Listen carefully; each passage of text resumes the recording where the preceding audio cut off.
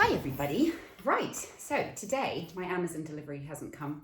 So today I'm going to read you this book. It's called Flap Your Wings. Now this book is very, very old. I'll tell you why. Because this is a book that my mother used to read to me when I was your age. So it's been around. But it's a good story. So, an egg lay in the path, and a boy, oh, there's someone creaking next door, and a boy came down the path. He saw the egg. There it is. He saw the egg, and he looked around. He saw flamingos, and he saw frogs, and he saw turtles. Oh, where's the turtle? Where's the turtle? There they are. And he saw alligators. "Whose egg is this?" he called. But nobody answered. Now, all those animals actually do lay eggs, so the boy was very clever to ask.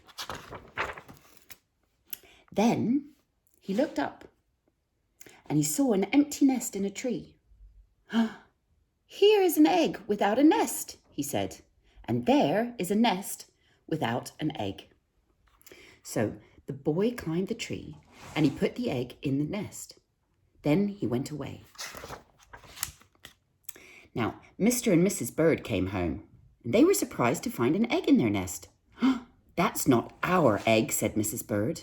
"Look how big it is." "But it is an egg. It's in our nest," said Mr. Bird. "If an egg is in your nest, you sit on it and you keep it warm. It doesn't matter whose egg it is." "All right," said Mrs. Bird, "but I wonder what kind of bird will come out of that egg." So they took turns keeping the egg warm. There's Mrs. Bird on the egg.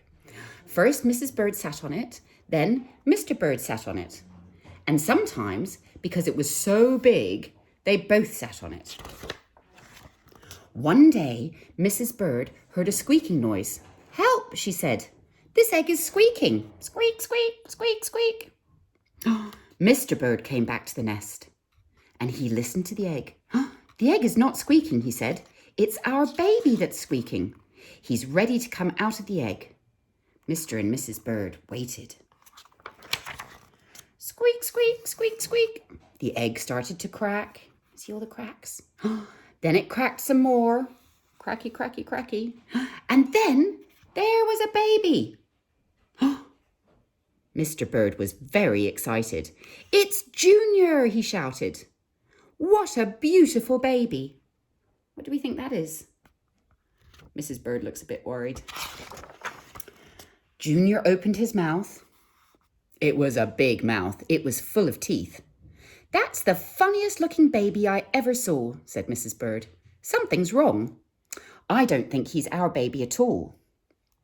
"He's in our nest, so he must be ours," said Mr. Bird. "His mouth is open. That means he's hungry.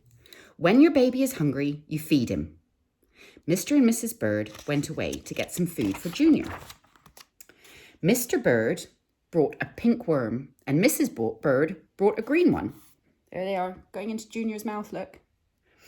Junior ate both worms in one gulp. Then he opened his mouth wide again. "We have to get Junior lots more to eat," said Mr. and Mrs. Bird, and off they flew. There they go, going to find some food. Hour after hour, day after day, they bought food for Junior. Mrs. Bird got berries and cherries. She got butterflies, and she got caterpillars, and she got dragonflies, and she got mosquitoes, and she got ladybugs, and she got tiger beetles. Mr. Bird got crickets and spiders, and he got grasshoppers and snails, and he got red ants, and he got some black ones, and he got centipedes too. "What kind of bird eats so much?" said Mrs. Bird. "Look at all that's in her beak there to give to Junior. He's very hungry." "It doesn't matter," said Mr. Bird. "He's still hungry, and we have to feed him." Weeks went by, and Junior never stopped eating. And he never stopped growing. Look how big he's gotten. He grew bigger And bigger. And bigger. He can hardly fit in the nest now, look. Finally, Junior got so big that Mr. Bird said, "It's too crowded up here. Junior has to leave the nest. It's time for him to fly away." "You're right," said Mrs. Bird. "The time has come. We must show him how to fly." Mrs. Bird pushed and pushed. There she is, pushing Junior. Come on, out you get. And Mr. Bird showed Junior how to fly. Look, he's flapping his wings. "This is how you do it. This is how you do it. Jump into the air like this," he said. "Then flap your wings." I don't think he has any wings. Junior got ready and he took a big breath and he jumped. Up, up, up into the air he went.